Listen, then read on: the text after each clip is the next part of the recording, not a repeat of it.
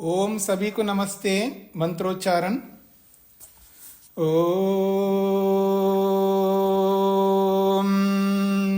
सहनाववतु सहनौ भुनक्तु सह वीर्यं करवावहै तेजस्विनावधीतमस्तु मा विद्विषावहै।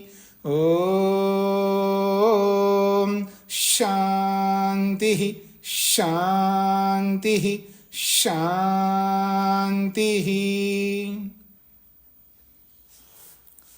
योग दर्शन की 151वीं कक्षा है। साधन पाद के 27वें सूत्र तक हमने विचार किया है। हेय, हेय हेतु, हान और हानोपाय, इन चार विषयों को समझने का प्रयत्न किया। जो हान है, मोक्ष या संयोग का अभाव या आनंद, उस हान का जो उपाय है वो है विवेक ख्याति। और कैसी विवेक ख्याति? अविप्लवा विवेक ख्याति। अब उस अविप्लवा विवेक ख्याति को प्राप्त करने के साधन तो चाहिए। ऐसे ही किसी को विवेक ख्याति नहीं मिल सकती, या जिसको भी मिलती है उसने साधनों को अपनाया है, तभी उसको विवेक ख्याति मिली है। और आज हमें वो विवेक ख्याति नहीं मिली है। इसका सीधा अर्थ है हमने उन साधनों को अपनाया नहीं है। जैसे मान लीजिएगा कल को 4-5 महीने रुक जाइए, उसके बाद किसी को आईआईटी में सीट मिल गया, किसी को एम्स में भी एंट्री हो गई। ऐसा तो उनको क्यों एंट्री मिली उनमें?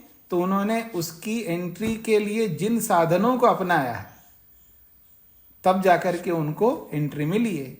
और आज हमें एंट्री नहीं मिल रही है विवेक ख्याति में, क्योंकि हमने वैसे साधनों को अपनाया नहीं। जैसे साधनों को अपनाने पर उसमें प्रवेश मिलता है। यूं आप किसी से पूछो, मेरे से पूछो या किसी से भी पूछो, हम यही कहेंगे जी हम बहुत मेहनत करते हैं जी, हम पूरा प्रयास करते हैं। इसको पूरा प्रयास नहीं कहते, हम पूरा प्रयास करते ही नहीं। और जो भी पूरा प्रयास करता है उसको प्रवेश मिलता है। हम प्रयास तो करते हैं लेकिन पूरा प्रयास नहीं करते हैं। अब चलिए देखते हैं अब कितना प्रयास करते हैं आगे। तो अब कहा जा रहा है 28वें सूत्र की भूमिका में, सिद्धा भवति विवेक ख्याति हानोपायः। सिद्धा भवति विवेक ख्यातिर हानोपायः। हान का जो उपाय है वो विवेक ख्याति है। वो विवेक ख्याति सिद्धा भवति, वो सिद्ध होती है। कब? अर्थात विवेक ख्याति कब प्राप्त होती है? तो कह रहे न च सिद्धि अंतरेण साधनम इत्येतद् आरभ्यते। न च सिद्धि अंतरेण साधनम, साधन को अपनाए बिना, साधन को अपनाए बिना न च सिद्धि ही, सिद्धि नहीं मिल सकती है। कौन सी सिद्धि? विवेक ख्याति रूपी सिद्धि। साधन को अपनाना होगा। तो कह रहे न च सिद्धि अंतरेण साधनम। अंतरेण का अर्थ है बिना, और साधन का मतलब साधन। उस विवेक ख्याति को प्राप्त करने के जितने भी साधन हैं, उन साधनों को अपनाए बिना वो सिद्धि नहीं मिल सकती है। अर्थात वो विवेक ख्याति प्राप्त नहीं हो सकती। इसलिए कह रहे हैं इति एतद् आरभ्यते, इसी के लिए साधनों को प्रारंभ किया जाता है, ताकि उन साधनों को हम अपने जीवन के साथ जोड़ सके। क्योंकि बिना साधनों को अपनाए विवेक ख्याति नहीं मिल सकती। और जिसको विवेक ख्याति मिली नहीं है उसको मोक्ष नहीं मिल सकता। अब इतना सरल साधन तो है नहीं कि गंगा में जाकर के नहा लो तो आपको मुक्ति मिल जाएगी। या मेरे को मुक्ति मिल जाएगी, या ब्राह्मणों को खिलाने से या मेरे को खिलाने से किसी को मुक्ति मिलती हो, इतना सरल साधन तो है नहीं यहां पर। इसलिए साधनों को अपनाए बिना विवेक ख्याति नहीं मिल सकती, ये भूमिका में बताया इन्होंने।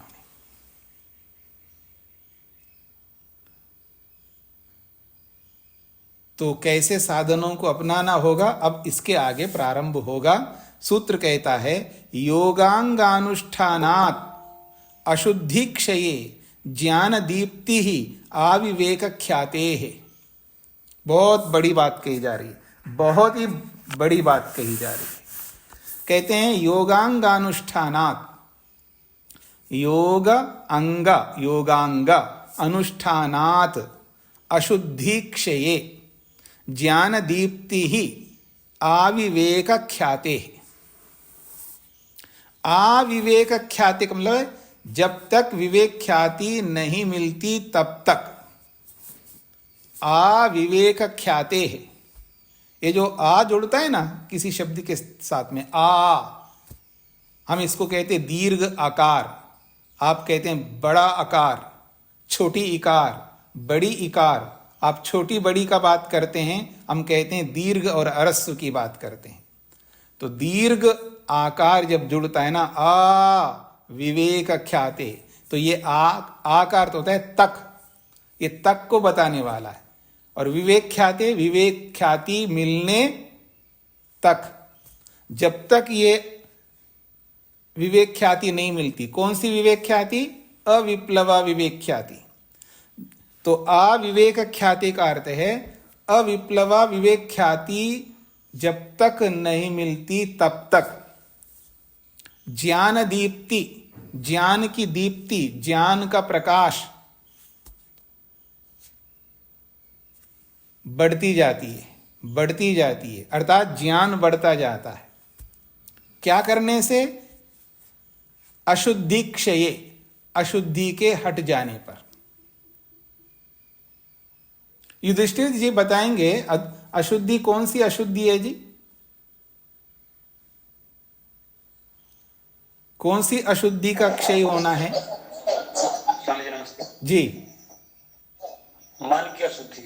वो कौन सी है? मन की अशुद्धि है तो समझ में आ रहा है, लेकिन वो मन की अशुद्धि कौन सी है? अविद्या। हाँ, मन की अशुद्धि है अविद्या। काम, क्रोध, लोभ, मोह, ईर्षा, अहंकार, ऐसा बोलो, या अविद्या, अस्मिता, राग, द्वेष या अभिनिवेश बोलो, या ईर्षा, चुगली, जो भी आप बोलते हैं लोक में, ये सारी अशुद्धियां हैं मन की। तो कह रहे हैं अविवेक ख्याते, जब तक अविप्लवा विवेक ख्याति नहीं मिलती तब तक ज्ञान दीप्ति, ज्ञान की दीप्ति बढ़ती जाती है, अर्थात ज्ञान बढ़ता जाता है। कब? अशुद्धि क्षये, मन की जो अशुद्धि है, अविद्या रूपी अशुद्धि, उसके विनाश होने पर। अब अविद्या का विनाश कैसे होगी? कैसा होगा विनाश? तो कह रहे हैं योगांगानुष्ठानात्, योग के अंगों का अनुष्ठान करने से अशुद्धि का नाश होता है, अशुद्धि का क्षय होता है।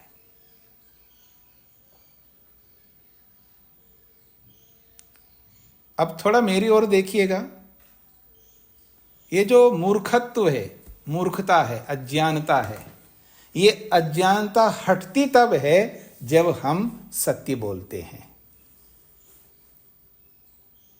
समझने का प्रयत्न करना, क्योंकि योग के अंग कौन है जी? यम और नियम से लेकर के समाधि तक ये योग के अंग है। और पहला अंग क्या है? यम। और यम में कितने विभाग हैं? 5 विभाग है। अहिंसा, सत्य, अस्तेय, ब्रह्मचर्य, अपरिग्रह, शौच, संतोष आदि नियम में जाएगा। तो ये जो यम है, यम में सबसे पहले है अहिंसा। अहिंसा का पालन करने से मूर्खत्व हटने लगता है।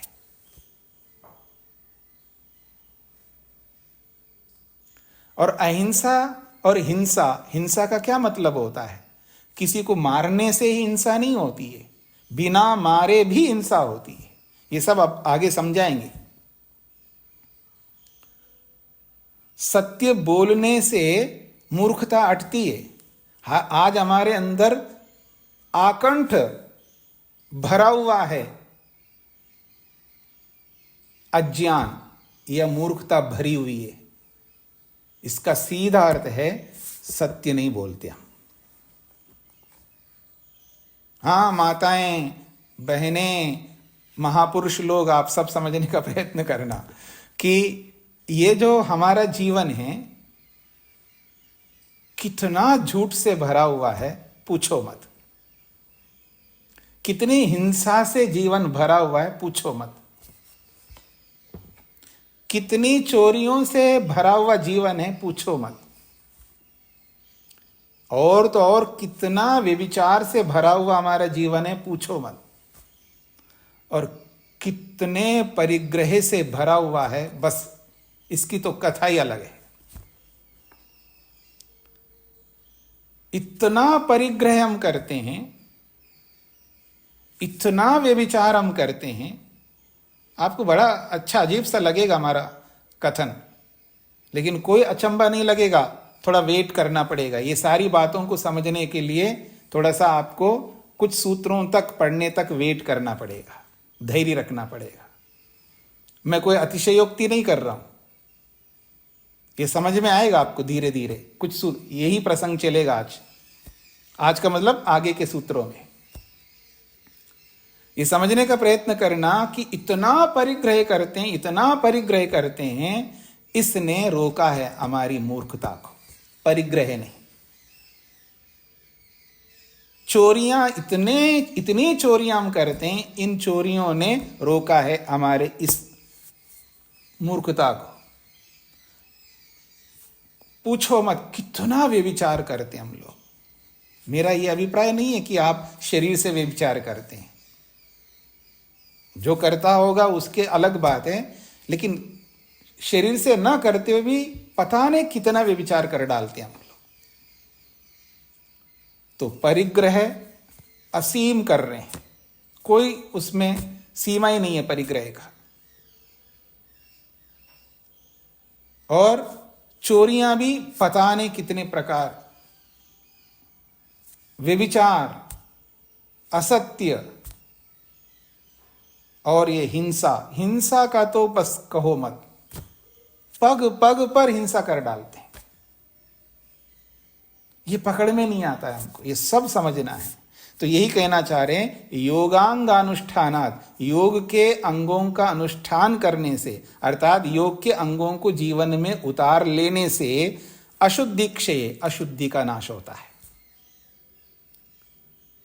और जैसी जैसी अशुद्धि हटती जाती है, मतलब अशुद्धि के हटने का जो प्रतिशत है, वो योग के अंगों का अनुष्ठान करने के प्रतिशत के अनुसार, जितनी मात्रा में अहिंसा का पालन, जितनी मात्रा में सत्य का पालन, जितनी मात्रा में पांचों अवयवों का पालन, अहिंसा, सत्य, अस्तेय, ब्रह्मचर्य और अपरिग्रह का, जितने अंश में, जितने प्रतिशत में इनका पालन होगा, उतनी ही मात्रा में, उतने ही प्रतिशत में अशुद्धि हमारी हटती जाएगी। और जैसी जैसी अशुद्धि हटती जाएगी, उसी प्रतिशत में हमारा ज्ञान बढ़ता जाएगा। कौन सा ज्ञान? तत्व ज्ञान, जो पीछे हम पढ़ करके आए हैं। और जैसे जैसे वो तत्व ज्ञान बढ़ता जाएगा, और ये तत्व ज्ञान तब तक बढ़ता जाएगा जब तक अविवेक ख्याति, ये अविप्लवा वाली पूर्ण विवेक ख्याति, सर्वथा विवेक ख्याति जब तक नहीं मिलती, तब तक ये तत्वज्ञान बढ़ता जाएगा। छोटा सा तत्वज्ञान से बात नहीं बनेगी। हाँ जी, छोटा सा तत्वज्ञान बता दूं मैं आपको, ले चलूं आपको स्मशान। मर गया कोई, उसकी अंत्येष्टि में जाना है। उदाहरण दूं, आप लोग जहां रहते हैं ना, अधिकांश लोग वहीं आया था मैं और मर गया, और वहां से यहां तक ले जाना नहीं, जहां रहूंगा वहीं मेरे को जला देना ढंग से। और आप सब पहुंच गए वहां पर, आपको पता लग गया, पहुंचोगे नहीं पहुंचोगे? क्यों जी, पहुंचोगे? पहुंचना चाहिए जी कम से कम। अच्छा, पहुंच गए, फिर वहां जो तत्वज्ञान होता है हमको, होता है नहीं होता है? देखो कल ही तो पढ़ा था हमने इनसे, कल ही पढ़ा था, देखो आज चले गए। हम सबको जाना है जी, सबको जाना है, एक दिन सब जाएंगे।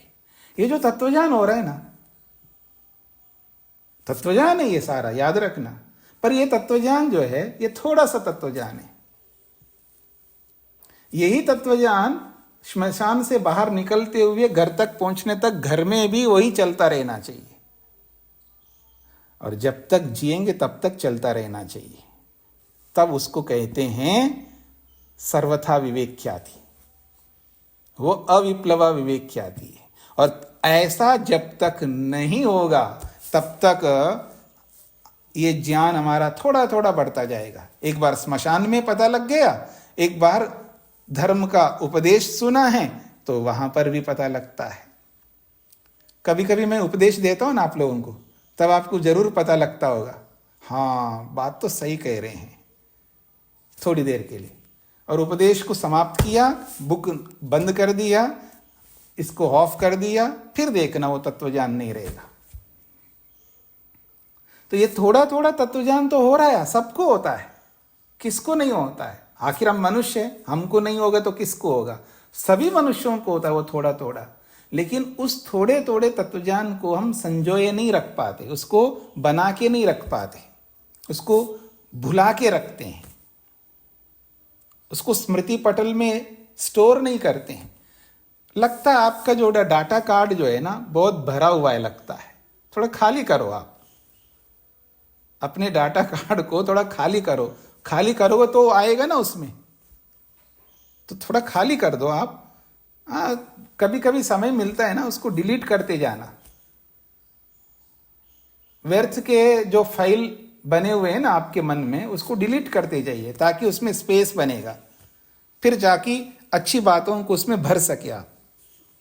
तो ये थोड़ा थोड़ा तत्वज्ञान होता जाता है व्यक्ति को, लेकिन उसको बना के रखना होता है। और जैसे जैसे तत्वज्ञान होता है वैसे वैसे ज्ञान दीप्ति, हमारा ज्ञान बढ़ने लगता है, उसकी क्वालिटी जो है मॉडिफाई होने लगता है, यानी अच्छा उत्कर्ष होने लगता है, मतलब अच्छा बनता जाता है वो ज्ञान, उसका स्तर बढ़ता जाता है। तो यही कहना चाह रहे हैं, योग के अंगों का अनुष्ठान व्यवहार में उतार लेने से अशुद्धि क्षय, हमारी जो अशुद्धि है मन के अंदर, अविद्या, अस्मिता, राग आदि अशुद्धि, वो क्षीण होने लगता है। जैसे जैसे वो क्षीण होने लगता है ज्ञान, वैसे वैसे ज्ञान की दीप्ति बढ़ती लगती है, बढ़ती रहती है। और ये तब तक बढ़ती रहती है अविवेक ख्याति, जब संपूर्ण विवेक ख्याति नहीं मिलती तब तक। ये सूत्र का अभिप्राय है।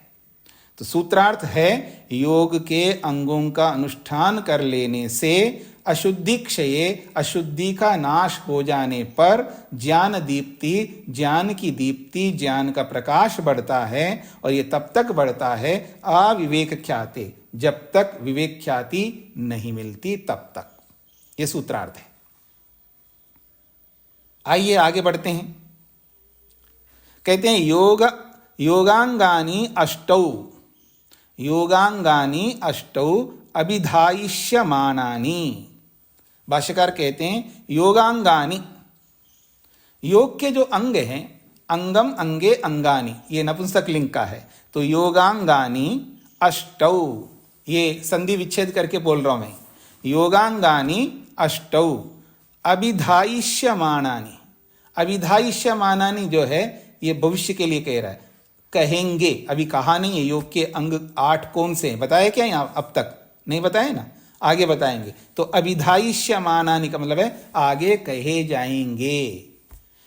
तो योग के अंग 8 होते हैं और वो आगे चल करके उन अंगों को हम कहेंगे। ये इस वाक्य का अर्थ है। तो योग अंगानी अष्टौ, योग के अंग अष्टौ, अष्टौ कहते हैं 8 हैं। और अभिधायिष्यमानानि आगे कहे जाएंगे। हाँ जी, युधिष्ठिर जी, युधिष्ठिर जी कुछ बोलना है? स्वामी जी योगांगान की हाँ जी स्वामी जी। हाँ बोलिए। योगांगानी की योगांग ज्ञान ये स्वामी सत्यपति महाराज की। आपकी वॉइस ब्रेक हो रहा है, नहीं सुनाई दे रहा है। जी स्वामी। हाँ आप बोलिए, थोड़ा धीरे से बोलिए। ये योगांग यानी कि है कि योगांग यान्य है न्य। हाँ, न्या उसको संधि विच्छेद करेंगे तो न्या में जो नकार आधा है ना, वो उसमें इकार जुड़ जाएगा और यकार अट करके अकार हो जाएगा। जी स्वामी। हाँ, वो संधि इसलिए बोला ना, संधि विच्छेद करेंगे तो योगांगानी फिर अष्टौ ऐसा बन जाएगा। इकार और यकार, इकार और अकार मिलके यकार हो जाता है संधि में। जी, तो योगांगानी अष्टौ अभिधायिष्यमानानि, मैं संधि विच्छेद करके पढ़ रहा हूं, और बिना संधि के पढ़ेंगे तो ऐसा पढ़ेंगे योगांगान्यष्टाव भिधायिष्यमानानि, ऐसा पढ़ेंगे। तो कह रहे हैं योग के 8 अंग हैं और आगे जाकर के कहेंगे तेषाम अनुष्ठानात् पंच पर्वणो विपर्ययस्य अशुद्धि रूपस्य क्षयो नाशः। अगली पंक्ति में कही जा रही है तेषाम अनुष्ठानात् पंच पर्वणः विपर्ययस्य अशुद्धि रूपस्य क्षयो नाशः। कहते हैं तेषाम अनुष्ठानात्, तेषाम केशाम, ये तेषाम जो है सर्वनाम है, तेषाम का मतलब है उनके, उनके किन के? 8 अंगों के। उन 8 अंगों के अनुष्ठानात, अनुष्ठान करने से, अर्थात उन 8 अंगों को व्यवहार में उतारने से, पंच पर्वना, 5 पर्वों वाली, परु कहते हैं जैसे गन्ने के परु होते हैं ना, वो जो बीच में कट कट आता है ना, वो परु कहलाता है। गन्ने के परु होते हैं, और बांस की जो लकड़ी होती है उसके परु होते हैं। तो ये जो पंच पर्वणः, 5 पर्वों वाली अविद्या, उसी को कहा विपर्यय। वो विपर्यय ज्ञान है ना, विपर्ययो मिथ्या ज्ञानम अतद रूप प्रतिष्ठम, ये पहले पाद में आपने पढ़ा है, उसी को मिथ्या ज्ञान कहते हैं। तो कह रहे हैं तेषाम अनुष्ठानात्, उन योग के 8 अंगों का अनुष्ठान करने से, पंच पर्वना, 5 पर्वों वाला, विपर्ययस्य, विपर्यय के, या 5 पर्वों वाली अविद्या के। कैसी अविद्या है वो? अशुद्धि रूपस्य, वो अशुद्धि रूप में है, क्योंकि ये जो अविद्या है वो अशुद्ध रूप में है, अपवित्र के रूप में है। हाँ, अब बोलना आप, मोह किए बिना, बेटे के साथ मोह किए बिना कैसे काम चलेगा? इतनी अशुद्धि, इतनी अशुद्धि में रहोगे आप। ये मोह क्या है जी? अशुद्धि है, गंदगी है। गंदगी को साथ में लेके क्यों चलना है हमको? अर्थात बिना गंदगी के आप उनके साथ प्रेम नहीं कर सकते। आप में से समझा सकते हैं क्या प्रेम होता क्या है? आजकल बहुत प्रश्न करते हैं ना, प्रेम, लव किसको कहते हैं? क्या होता है ये प्रेम? क्या होता है जी प्रेम? पति को भूख लग रही है, भूख लग रही है तो खिला रही है पत्नी। एक तो हाँ जी रोटी डाल दिया, ले लेना, डाल दिया ना, हरियाणा के होंगे ना आपने, हाँ रोटी डाल दिया, डाल दिया, खा ले।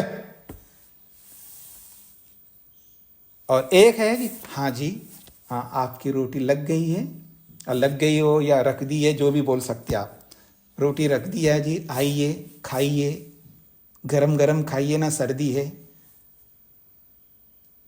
बात तो वही है। इसी को तो प्रेम कहोगे आप। मतलब उनको भूख लग रही है तो आप खिला रहे हो, यही तो प्रेम है। स्नान करके आए, उनके कपड़े निकाल के रख दिए आपने, यही तो प्रेम है। अब ऑफिस में जाना है तो चाबी निकाल के दे दिया गाड़ी की, यही तो प्रेम है। और क्या होता है प्रेम?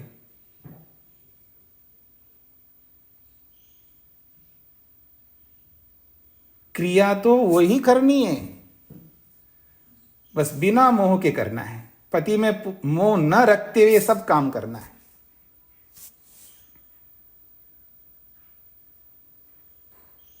चाहे पति हो या बेटा हो या बेटी हो या चाहे कोई भी हो, आपको क्रिया वही करनी है, लेकिन मोह न रखते हुए, राग न रखते हुए करना है। इसी का तो अभ्यास करना है। अगर आप मोह रखते हुए करेंगे तो कह रहे हैं वो अशुद्धि है, गंदगी है। गंदगी के साथ थोड़ा जीना है हमको, गंदगी में नहीं रहना है हमको, बिना गंदगी के में रहना है। इसलिए माताओं, ये बोलना बंद कर दो क्या जी बिना मोह कर किए बेटे के साथ कैसे जुड़ेंगे। बिना मोह के ही बहुत अच्छे ढंग से जुड़ेंगे। अब इस जुड़ने में एक समस्या है। बेटा कहता है कि अब भूख नहीं, मेरे को नहीं खाना। नहीं, तुझे खाना पड़ेगा, मैंने बड़े इतने सर्दी में मैंने बनाया आपके लिए, ये जो सब्जी बनाई ना कटहल की, इसमें बहुत मेहनत लगता है, आपको खाना ही पड़ेगा। अरे भाई, मेरे को भूख नहीं लग रही है और वो जबरदस्ती खिला रहे, ये है आपका मोह। अरे जब भूख नहीं है तो क्यों खिला रहे हो आप?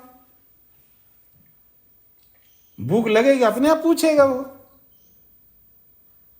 जब भूख लगेगी अपने आप आएगा आपके पास खाना खिलाने के लिए, तब खिला देना, वही तो प्रेम है।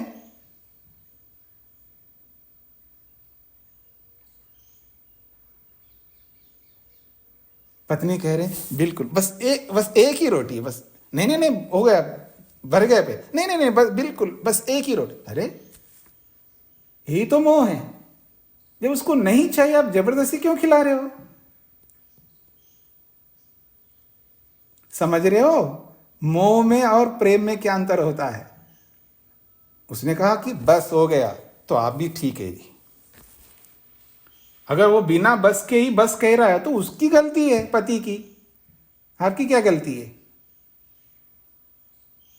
नहीं जी, ऐसे करते हैं और ये बिना पेट भर के खाते नहीं और ऐसे ही बोलते, इसलिए मेरे को ऐसा जोर देना पड़ता है। अरे एक बार करेगा, दो बार करेगा, हर बार ऐसा करेगा तो आप ऐसे ही करो ना। वो बस बोलते ही आप भी बस कर दो, तो अपने आप बोलेगा वो झूठ बोलना बंद कर देगा। कुछ समझ में आ रहा है? तो मोह का मतलब अशुद्धि, राग का मतलब अशुद्धि, द्वेष का मतलब अशुद्धि, ईर्ष्या का मतलब अशुद्धि, गंदगी है ये, गंदगी। इस गंदगी से ऊपर उठना है हमको। तो यही कहना चाह रहे हैं, तेषाम अनुष्ठानाद, योग के इन 8 अंगों के अनुष्ठान करने से पंच पर्वना, 5 पर्वों वाली जो अविद्या है, जिसको विपर्य कहते हैं, और उसी अविद्या को अशुद्धि कहते हैं, उस अशुद्धि रूपी विपर्य का, मिथ्या ज्ञान का क्षय अर्थात नाश, उसका नाश हो जाता है। कैसे नाश हो रहा है अविद्या का? वो नाश ऐसा हो रहा है जबकि योग के अंगों का अनुष्ठान करने से नाश हो रहा है। इसका मतलब आज हमारे में जो अविद्या भरी हुई है, इसका सीधा अर्थ है योग के अंगों का अनुष्ठान हम नहीं कर रहे।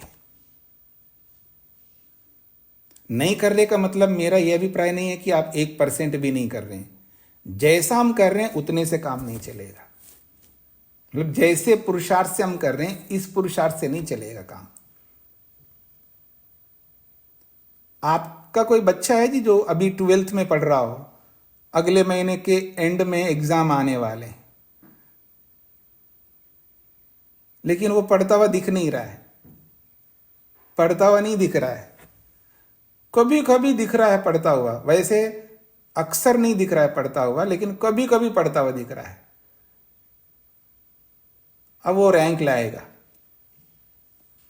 क्यों जी? वो रैंक लाएगा। ऐसा तो नहीं हो सकता, इतने पुरुषार्थ से वो कैसे रैंक लाएगा? ऐसे ही हम कर रहे हैं। जब चारों ओर से गिर जाते हैं ना हम लोग, चारों ओर से, अब तो फंस गया हूं जी, अब तो बोलना ही पड़ेगा सत्य। जब कहीं फसावट नहीं दिख रहा हो ना, फिर देखना, पानी की तरह बहाता है वो असत्य। ये हमारा लाइफस्टाइल है।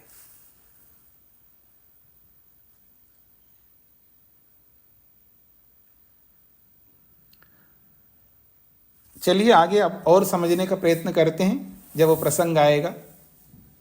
तो ये कह रहे हैं उन 8 अंगों को जीवन में उतारने से 5 परों वाली जो अविद्या है, विपर्य रूपी अविद्या है, जिसको अशुद्धि कहा है, इस अशुद्धि रूपी विपर्य रूपी 5 पर्वों वाली अविद्या का क्षय, नाश हो जाता है। तत्क्षये सम्यक ज्ञानस्य अभिव्यक्ति। तत्क्षये, तत् का मतलब है उस अविद्या के नाश होने पर, तत्क्षये सम्यक ज्ञानस्य अभिव्यक्ति। सम्यक ज्ञान का मतलब है यथार्थ ज्ञान। याद आ रहा है आपको, पहले सूत्र में पढ़ा था, पहले पाद के, सद्भूतम अर्थम प्रद्योतयति। जो वस्तु जैसी है उसकी बुद्धि उस वस्तु को वैसा ही दिखाती है, विपरीत नहीं दिखाएगी। आज तो हमें विपरीत दिखाती है हमारी बुद्धि। हमारी बुद्धि में पीलिया रोग हो गया। पीलिया समझते, पीलिया को? पीलिया रोग में आंखें जो है पीली हो जाती है ना, तो हमारी बुद्धि में पीलिया रोग आ गया। इसलिए हम जो वस्तु जैसी है उसको वैसे नहीं देखते हैं, उसके विरुद्ध देखते हैं। इसलिए अविद्या बनी रही थी हमारे जीवन में। अगर पति पत्नी को पत्नी के रूप में देखे ना तो अविद्या रहेगी नहीं। पत्नी पति को पति के रूप में देखे ना तो अविद्या नहीं रहेगी। अब पता नहीं आपको क्या समझ में आया है।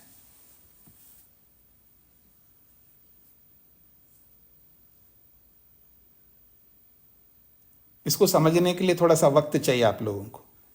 वक्त लगा लेना, अपने आप समझ में आ जाएगा। बहुत कुछ बता दिया मैंने।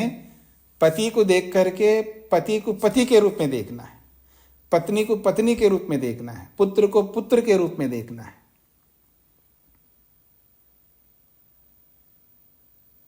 हिंट्स दे दूं थोड़ा सा। किराएदार मकान को किस रूप में देखता है? अपना मकान है ऐसा देखता है या दूसरे का मकान ऐसा देखता है? बस ऐसे ही पति को देखना, ऐसे ही पत्नी को देखना, बच्चों को देखना।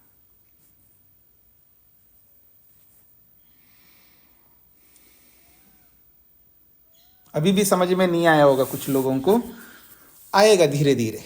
आइए आगे बढ़ते हैं। तत्क्षये, उस अविद्या के क्षय हो जाने पर, सम्यक ज्ञान से अभिव्यक्ति, यथार्थ ज्ञान की अभिव्यक्ति होती है। अर्थात यथार्थ ज्ञान प्रकट होता है, तत्व ज्ञान प्रकट होता है। कब? तत्क्षये, उस अविद्या के नाश होने पर। अब देखिए आगे क्या कहते हैं। यथा यथा च साधनानि अनुष्ठीयन्ते तथा तथा तनुत्वम अशुद्धि ही आपद्यते। बहुत बड़ी बात कही है। वो कह रहे हैं यथा यथा च, जैसे जैसे, साधनानि अनुष्ठीयन्ते, जैसे जैसे साधनों का अनुष्ठान करता है, जैसे जैसे साधनों को जीवन में उतारता है, तथा तथा, उसी उतारने के अनुरूप, जिस अंश में, जिस प्रतिशत में, जिस मात्रा में उन साधनों को, किन साधनों को? अहिंसा रूपी साधन को, सत्य रूपी साधन को, अस्तेय रूपी साधन को, ब्रह्मचर्य रूपी साधन को, अपरिग्रह रूपी साधन को, शुद्धि रूपी साधन को, शौच रूपी साधन को, संतोष रूपी साधन को, तप रूपी साधन को, स्वाध्याय रूपी साधन को, ईश्वर प्रणिधान रूपी साधन को, आसन रूपी साधन को, प्राणायाम रूपी साधन को, प्रत्याहार रूपी साधन को, धारणा रूपी साधन को, ध्यान रूपी साधन को, जिस अंश में, जिस प्रतिशत में, जिस मात्रा में अपनाता है, यथा यथा च साधनानि अनुष्ठीयन्ते, जैसे जैसे जिस अंश में, जिस प्रतिशत में उन साधनों को अपनाता है व्यवहार में, तथा तथा उसी स्वरूप में, उसी प्रतिशत में तनुत्वम अशुद्धि आपद्यते, उसकी जो अशुद्धि है, उसकी जो अविद्या है, वो तनुत्व को प्राप्त होता है, अर्थात वो कमजोर होता जाता है, वो क्षीण होने जाता है। ऐसा नहीं कि आपने एक बार पति के साथ सत्य बोल दिया तो सारी मूर्खता हट गई, ऐसा नहीं हो सकता।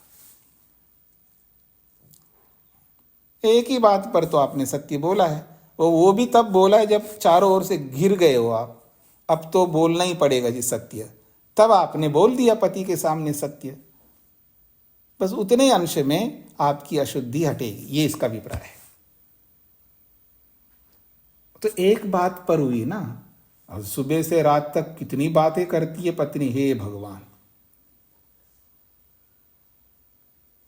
कितनी बातें करती है। आपको क्या लगता है हमेशा पति सामने होता है तभी बात करती है? पति ऑफिस में, नौकरी पे, व्यापार में, कहीं बाहर है, लेकिन फिर भी बातें करती रहती है पत्नी, पति को लेकर के नॉन स्टॉप चलता ही रहता है। वृत्तियां तो चलती रहेगी ना।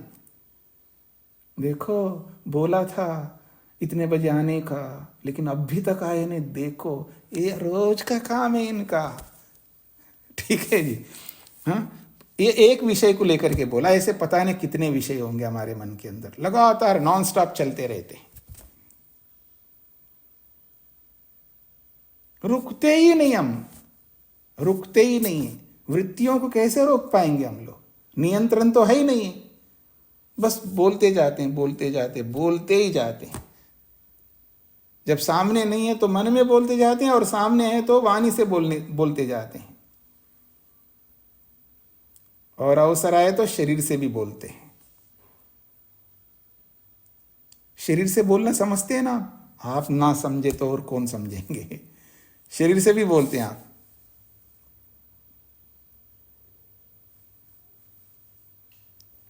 इशारे करते रहते हो ना शरीर से, यही भी तो बोलना है।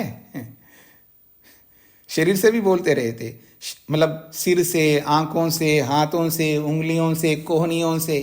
कोहनी तो नहीं मारते होंगे, लेकिन शरीर के अलग अलग अंगों से आप बोलते रहते हैं। शरीर से बोलते रहते हो, वाणी से बोलते रहते हो, मन से भी बोलते रहते हो। तो ये सब स्थितियां चलती रहती है। तो कह रहे हैं जिस जिस अंश में, जिस जिस प्रतिशत में योग के अंगों का, यानी योग के साधनों का व्यवहार में अनुष्ठान करते हैं, तथा तथा उसी स्वरूप में, उसी अंश में तनुत्वम अशुद्धि ही आपद्यते, ये जो अशुद्धि रूपी अविद्या है वो तनुत्व को प्राप्त होता है। हाँ जी, तनुत्व समझ रहे हैं ना अनिल जी? क्या होता है तनुत्व? कमजोर होना। हाँ, कमजोर होना, उसका वीर्य कम हो जाना, उसका जो वीर्य है ना, उसका जो पावर है ना, उसको कम करना। तो अविद्या का जो पावर है वो कम होता जाएगा। जैसे मोबाइल में चार्ज आपने फुल कर दिया, वो कम होता है, और जब इतना कम हो जाता है ना, वो रेड में आता है, रेड मार्क आता है वहां पर, और वो रेड मार्क आने पर भी आप उसको चलाते रहते हैं। और एक समय ऐसा आएगा, आप ऐसे चलाते रहोगे तो डेड हो जाएगा, अर्थात बिल्कुल स्क्रीन विन सब, लाइट वाइट सब बंद हो जाएंगे, जैसा कि स्विच ऑफ कर दिया हुआ ऐसा हो जाएगा। तो वो जो उसका प्रतिशत कम होता है ना, और मोबाइल में दिखता भी है ना, हाँ अब इतना प्रतिशत है, अब इतना प्रतिशत है। तो ऐसे ही जैसे जैसे उसका प्रयोग करते रहते हो आप मोबाइल का, उसका बैटरी का जो प्रतिशत है वो कम होता जाता है। ठीक इसी प्रकार से यहाँ समझना है कि जैसे जैसे योग के अंगों का हम अनुष्ठान करते हैं, अपने जीवन में उतारते हैं, चाहे वो अहिंसा को लेकर के या सत्य को लेकर के या किसी भी अंग को लेकर के, और जिस प्रतिशत में उसको व्यवहार में उतारते हैं, उसी प्रतिशत में ये अशुद्धि रूपी अविद्या जो है कम होती रहती है। ये इसका अभिप्राय है। यथा यथा च क्षीयते अशुद्धि ही तथा तथा क्षय क्रमानुरोधिनी ज्ञानस्यापि दीप्तिर्विवर्धते। बहुत अच्छी बात कही है। कहते हैं यथा यथा च क्षीयते अशुद्धि, जिस जिस प्रतिशत में अशुद्धि रूपी अविद्या क्षीयते नष्ट हो रही होती है, तथा तथा उसी रूप में, अर्थात तथा तथा को खोला है, तथा तथा को खोला है क्षय क्रम अनुरोधिनी। क्षय क्रम अनुरोधिनी का मतलब क्षय के अनुरूप ही, क्षय का क्रम है ना, जैसे 1% कम हो गया, 2% कम हो गया, 3% कम हो गया। जैसे मोबाइल को आपने फुल चार्ज किया है, 100% दिखा रहा है, और जैसे आप प्रयोग करते हैं तो 99 पर आ जाता है, फिर 98 आता है, 97 आता है, ऐसे। तो क्षय क्रम अनुरोधिनी, क्षय के क्रम के अनुसार, जैसे जैसे क्षय हो रहा है वैसा वैसा ही उसी क्रम से इधर ज्ञानस्य दीप्ति, ज्ञान की दीप्ति विवर्धते, बढ़ती जाती है।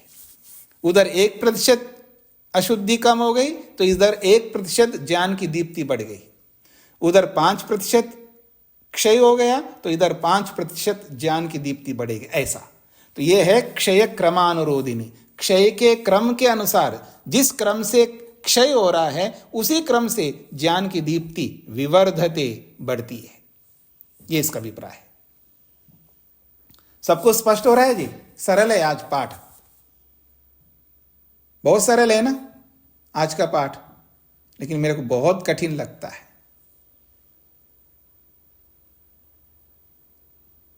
मैं व्यवहार के स्तर पर बोल रहा हूं, आप बौद्धिक स्तर पर बोल सकते हैं, हाँ जी सरल है। बौद्धिक स्तर पर तो सरल ही होता है, व्यवहार के स्तर पर बहुत कठिन होता है। ये कहना तो बहुत सरल है ना दूसरे को, हाँ जी सरस्वती जी क्यों टेंशन लेती है, बिल्कुल गलत बात है, बिल्कुल मत लेना। कितना सरल है ना ऐसा बताना।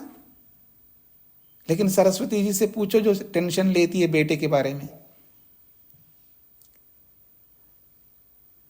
सरस्वती का बेटा डॉक्टर बन गए, शायद बन गए यहाँ, हाँ बन गया। टेंशन, उसको समय ही नहीं मिलता, वो खाने के लिए समय नहीं मिलता है, घंटों बैठा रहता है, देखता ही रहता है, तो टेंशन बढ़ता जाता है इधर। और बताने वाले को क्या लगता, पैसे तो लगते नहीं बताने में, बहुत सरल है बताना। लेकिन जो टेंशन कर रहे हैं वो टेंशन को कम करे, उनका पसीना छूटता है। टेंशन को कम करना या टेंशन को हटाना बहुत परेशानी की बात है। क्यों टेंशन होता है? राग से, मोह से, ये अशुद्धि के कारण से तो टेंशन होता है। अशुद्धि को हटा दो, कोई टेंशन नहीं होता है, ये समझ लीजिएगा। ये जो अशुद्धि है यही तो टेंशन को पैदा करता है। जब अशुद्धि नहीं है तो काय को टेंशन होगा? जब आएगा तब आएगा, जब आएगा तब खिलाऊंगी, नहीं तो मस्त रहूंगी। क्या मतलब है? मेरे को भी तो बहुत सारे काम है, मेरे को पढ़ाना है, कॉलेज जाना है, असाइनमेंट्स पूरा करना है, चेक करना है, फलाना करना है, ये करना, बहुत सारे काम है। मैं अपने काम को कंप्लीट करूंगी ना। वो जब आएगा आएगा, जब भूख लगेगी तब खाएगा, जब जाना होगा तब जाएगा। प्रबंध पूरा कर लूंगी, प्रबंध तो पूरा करूंगी, खाना वाना जो भी उसके लिए अरेंजमेंट, सारे अरेंजमेंट करूंगी, बाकी उसके सिर दर्द। मतलब वो जब करेगा तब करेगा, मैं क्यों परेशान हूं? क्यों नहीं समझ में आता ऐसा माताओं को, पत्नियों को क्यों नहीं समझ में आता ऐसा? पत्नियों को, माताओं को, बहनों को, हाँ ये क्यों नहीं समझ में आता है? कितना सरल है ना। सरल बात को हम बहुत कठिन करके बैठे हैं। क्यों? अशुद्धि है, ये अशुद्धि सब करवा रही है ऐसा, ये अशुद्धि करवा रही है हमको ऐसा। सरल को कठिन बना लिया अशुद्धि के कारण से, क्योंकि बुद्धि में पीलिया रोग हो गया है और कुछ नहीं। मोटी भाषा में हम चलते हैं तो जल्दी आपको असर करेगी। ये पीलिया रोग को दूर कर दो आप। बुद्धि में पीलिया रोग हो जाए ना, सब पीले पीले दिखेंगे हमको। जैसे आंखों में होता है तो सब पीले पीले दिखते हैं। अब आंखों में नहीं हो रहा है, आपके आंखें बहुत अच्छी हैं, लेकिन क्या करें, बुद्धि में हो गई पीलिया रोग। आइए, तो जैसे जैसे यथा यथा क्षीयते अशुद्धि, जिस जिस प्रतिशत में अशुद्धि नष्ट होती रहती है, तथा तथा उसी उसी रूप में, अर्थात क्षय क्रमानुरोधिनी, क्षय के क्रम के अनुसार, जैसा जिस प्रतिशत में क्षय का क्रम चल रहा है उसी क्रम से ज्ञानस्य अपि, ज्ञान की भी दीप्ति, प्रकाश विवर्धते, बढ़ता जाता है। उसी प्रकार से बढ़ता है ज्ञान का प्रकाश जिस प्रकार से अशुद्धि समाप्त हो रही है। सा खलु एषा विवृद्धि प्रकर्षम अनुभवती अविवेक ख्याते है। बहुत अच्छी बात कही है। सा खलु एषा विवृद्धि, वो ये जो बढ़ोतरी है, ये जो बढ़ना है, सा खलु एषा विवृद्धि, ये स्त्रीलिंग में विवृद्धि, इसलिए सा भी स्त्रीलिंग में है और एषा भी स्त्रीलिंग में। खलु तो बीच में आ गया, ये खलु कभी भी बीच में आ सकता है। खलु जो है, ये खलु अव्यय है, ये उसकी गुणवत्ता को बढ़ा देता है ये खलु। हाँ, निश्चित रूप से सा एषा खलु, वह यह निश्चित रूप से विवृद्धि, ये जो बढ़ोतरी है, प्रकर्षम अनुभवती, अपनी प्रकृष्टता को प्राप्त होती है। उसका जो बढ़ना है ना, उसका बढ़ना आखिर कब तक बढ़ेगा? हाँ जी, बच्चा बढ़ेगा तो कब तक बढ़ेगा? आप बोलते हैं ना जी, बस 22 साल तक बढ़ेगा जी, तक। वो जो तक जब तक नहीं आता ना, तब तक ये प्रकर्षम अनुभवती, अपनी उत्कृष्टता को प्राप्त होती है। लेकिन कब तक? तो कहा अविवेक ख्याति, जब तक विवेक ख्याति नहीं मिलती तब तक ये ज्ञान की दीप्ति जो है अपनी प्रकृष्टता को प्राप्त हो रही होती है, अपनी उत्कृष्टता को प्राप्त हो रही होती है, अपनी गुणवत्ता को प्राप्त हो रही होती है। ये इस बात कही गई है। तो यदि अशुद्धि को हटाना है तो एक ही उपाय बताया यहां पर, योग के अंगों का अनुष्ठान करना प्रारंभ करना है। अगर हमने प्रारंभ किया तो उसकी गति को बढ़ाना है, गति को बढ़ाया तो उसकी गुणवत्ता को बढ़ाना है। कई बार ध्यान करने वाले, जी मैं तो आधा घंटा करता था लेकिन ध्यान अब 1 घंटा कर लिया, बड़ी अच्छी बात है। वो कहता है मैंने 1.5 घंटा कर लिया, और अच्छी बात है। वो कहता है मैं 2 घंटे कर लिया, और अच्छी बात है। कोई कहता है जब तक 3 घंटे ध्यान नहीं करेंगे तो क्या ध्यान है, इसलिए मैं 3 घंटे ध्यान करता हूं। जब इस तरह के लोग मिलते हैं ना मेरे को, तो मैं समझता ये गया, ये कुछ नहीं करने वाला है, ये कुछ नहीं करने वाला है। जो एकदम उछलता है ना कोई व्यक्ति, तो समझ लेना ये कुछ करने वाला नहीं, करने वाला उछलता नहीं है। ये समझने का प्रयत्न करना। ये जो कहावत है ना लोक में, भौंकने वाला कुत्ता जो है काटता नहीं है, काटने वाला कुत्ता जो है भौंकता नहीं, ऐसा बोलते हैं ना आप लोग। सर्वथा नहीं भी होता हो कोई बात नहीं, लेकिन अक्सर ऐसा होता है। कभी कभी मैं क्या करता हूं, जो बोलता है जी मैं थोड़ा ध्यान बढ़ा दूं क्या, कम लग रहा है मेरे को, तो मैं बोलता नहीं, बिल्कुल नहीं बढ़ाना, बिल्कुल नहीं बढ़ाना, समय मत बढ़ाओ। मैं क्या बोलता हूं, थोड़ा कम कर देना। जितना समय लगाते हो ना उसका थोड़ा समय कम कर देना। ये क्या उल्टी बात, बिल्कुल सुलटी है, उल्टी नहीं है। देखिए क्वांटिटी इंपॉर्टेंट नहीं है, क्वांटिटी इंपॉर्टेंट नहीं है, क्वालिटी इंपॉर्टेंट है। आप लोक में बोलते रहते हो ना, इस जो लोक में आप करते हो ना वही अध्यात्म में करो। देखो जी, मैं कॉम्प्रोमाइज नहीं करता। मैं जब खरीदने जाता हूं ना, शॉपिंग करता हूं ना, मैं क्वालिटी देखता हूं, मैं क्वांटिटी नहीं देखता हूं।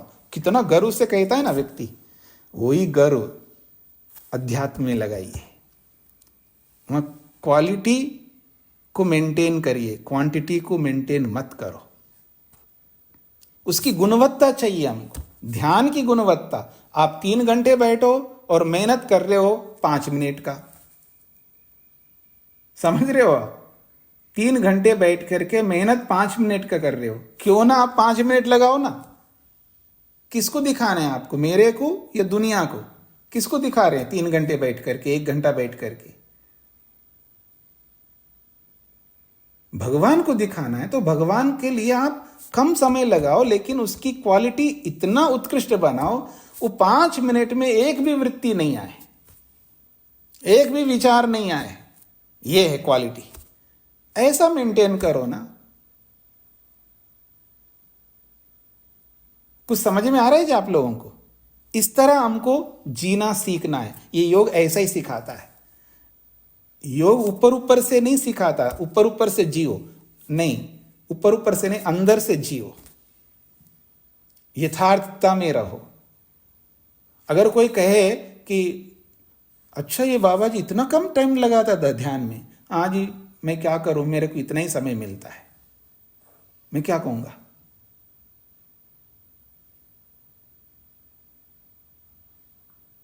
समय तो सबके लिए उतना ही है,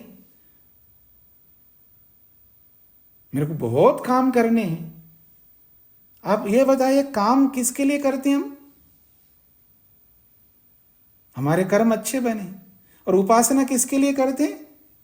कर्म अच्छे बनाने के लिए करते हैं। ज्ञान विवेक ख्याति क्यों प्राप्त कर रहे हैं? अभी मिथ्या ज्ञान है ना, तो हमारे कर्म अच्छे नहीं हो रहे हैं, और तत्व ज्ञान हो जाए तो कर्म अपने आप अच्छे हो जाएंगे। समझने का प्रयत्न करना, ज्ञान की परिणति कर्म पर है और उपासना की परिणति भी कर्म पर है। यदि हमारे कर्म ठीक नहीं है, इसका अर्थ सीधा है हमारा ज्ञान ठीक नहीं है और हमारी भक्ति भी ठीक नहीं है।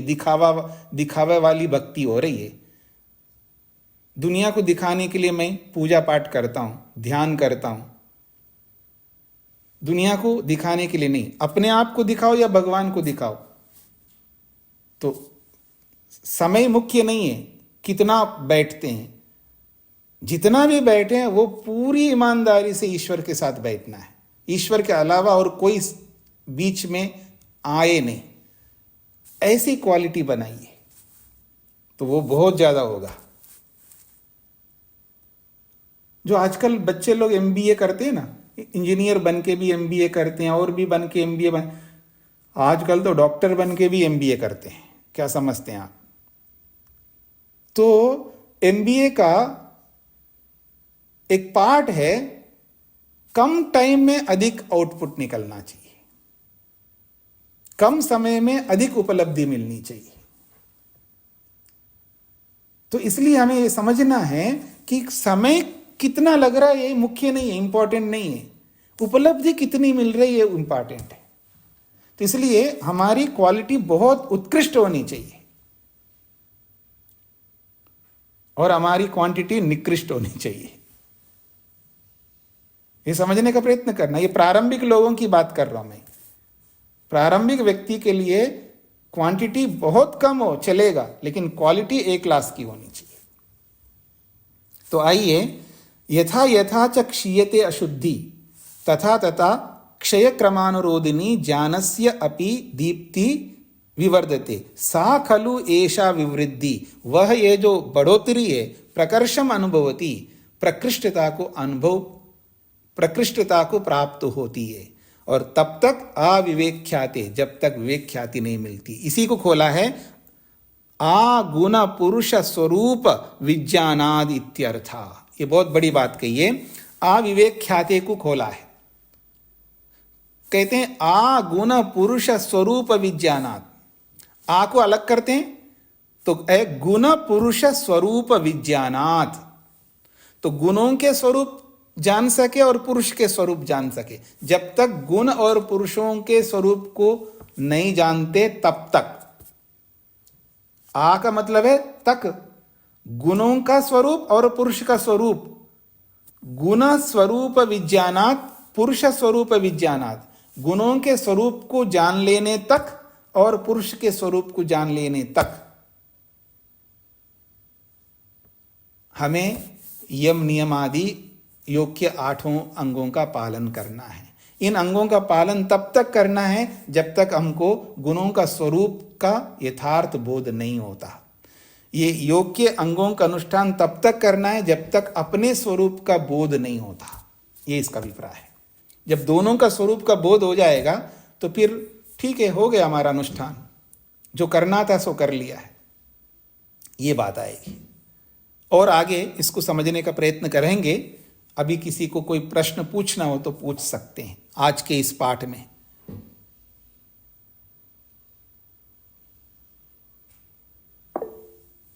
हाँ जी, सरस्वती जी।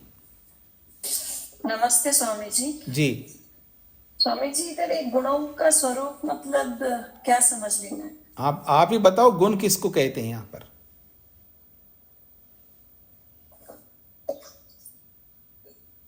इतना टाइम नहीं लगना चाहिए, बहुत बार बता चुके हैं। सत्वर स्तंभ को या गुण बोला है, तो सत्वर स्तंभ के स्वरूप को जानना पर्याप्त है। दो ही तो चीज है, एक सत्वर स्तंभ है प्रकृति जिसको कहते हैं, जिसको दृश्य के रूप में भी आप कह सकते हो, एक पुरुष है। दो ही तो चीजें हैं, वस्तुएं हैं। दृश्य और दृष्टा। दृश्य और दृष्टा। दृश्य और दृष्टा जी। दृश्य को दृश्य भी कह सकते हो, उसको प्रकृति भी कह सकते हो, उसको सत्वर स्तंभ रूपी गुण भी कह सकते हो। हाँ जी, हो गया स्पष्ट? कल्पना जी।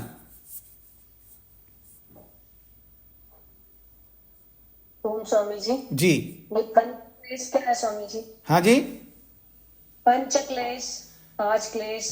5 क्लेश तो वही है ना, अविद्या, अस्मिता, राग, द्वेष, अभिनिवेश को ही क्लेश कहते हैं। उन्हीं को विपर्य कहते हैं, उन्हीं को अशुद्धि कहते हैं। हाँ जी। स्वामी जी। और कोई? क्या बात है, आज निहाल हो गए क्या? प्रश्न ही नहीं है। हाँ जी, युधिष्ठिर जी। तो स्वामी जी, ये क्षय और नाश एक ही शब्द है ना? हाँ जी। क्षय और क्षय भी होता है। क्षय को खोला है नाशः, क्षयो नाशः। क्षय को ही नाश कहते हैं जी, एक ही बात है। धन्यवाद स्वामी जी।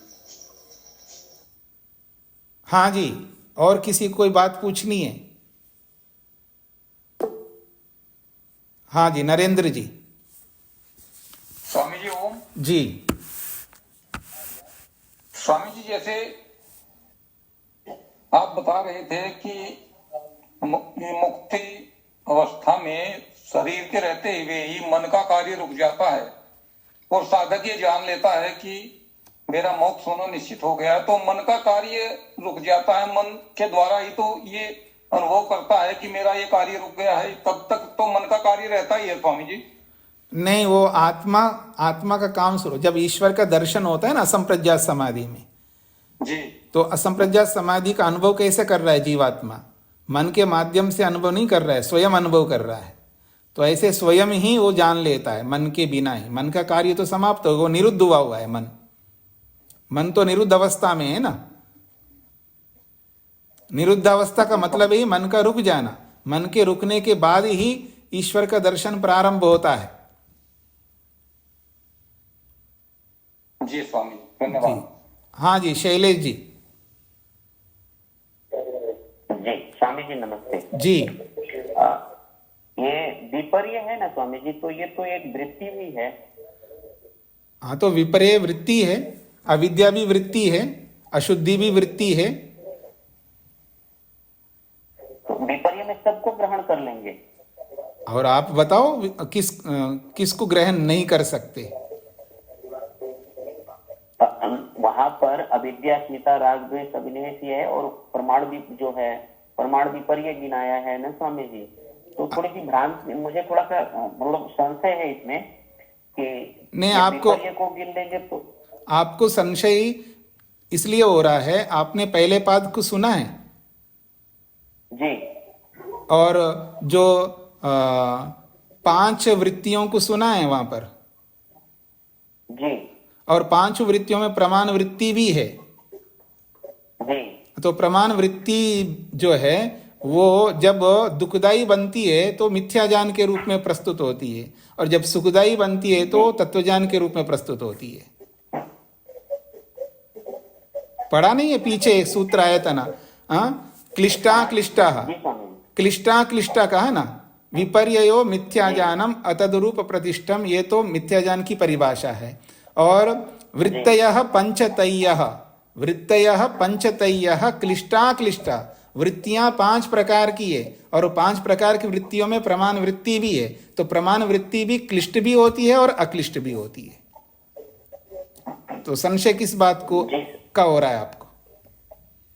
वर्गीकरण का स्वामी जी। वर्गीकरण तो आप करो ना, उसको क्लिष्टदायी मत बनाओ। क्लिष्टदायी बनाओगे तो वो मिथ्या ज्ञान में चला जाएगा, और जब उसको अक्लिष्ट बनाओगे तो तत्वज्ञान में चला जाएगा। यहाँ पर जो विपर्यस्य अशुद्धि रूपस्य क्षयोनाशः, तो ये तो अविद्या का नाश ही है यहाँ पर। तो अविद्या वो जो प्रमाण वृत्ति है, जब वो दुखदाई के रूप में है तो भी वो अविद्या ही है। जी स्वामी जी जी, ऐसे नहीं समझ में आएगा आपको। जब आप दर्पण के सामने शरीर को देख रहे हो, प्रत्यक्ष कर रहे हो ना अपने शरीर का, वो प्रमाण वृत्ति है या नहीं है? जब प्रमाण वृत्ति है, आप दर्पण में अपने शरीर को देख रहे हो, प्रत्यक्ष वृत्ति है, लेकिन वो प्रत्यक्ष वृत्ति होती हुए भी मिथ्या ज्ञान के अंदर जाएगा, क्योंकि उसको क्लिष्ट बना करके देख रहे हैं आप। ऐसे सभी प्रमाणों को देख सकते हैं आप। चलिए, अभी और आगे आपको धीरे धीरे समझ में आएगा। और 2 लोगों ने आपने हाथ खड़ा किया देर से, तो समय हो गया है। फिर आप लोग अगली बार पूछ लीजिएगा। कल रविवार को बंद रहेगी कक्षा। ओम शांति शांति शांति।